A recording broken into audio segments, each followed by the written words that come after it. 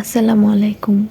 তিতা করলা ভাজি গরম ভাতের সাথে অনেকেরই পছন্দ, কিন্তু তিতার কারণে সবাই খেতে পারে না। আর তাই তিতা ছাড়া মচমচে করলা ভাজির রেসিপি নিয়ে আমি হাজির। বিশেষ করে যারা ব্যাচেলর আছেন তাদের জন্য এই ভিডিও খুবই গুরুত্বপূর্ণ।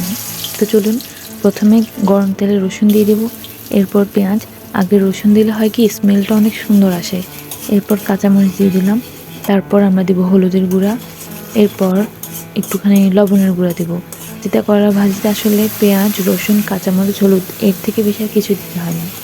এরপর দিয়ে দিব তিতা করলাগুলো কিন্তু আমি বেশি পাতলাও না বেশি মোটাও না, মিডিয়াম আকারে কেটে নিয়েছি।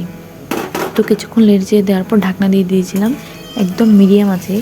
এরপর এটাকে আবার একটুখানি নেড়ে দিব, ভালো করে নেড়ে আপনার হলুদ, লবণ সব কিছু মিশিয়ে দিব।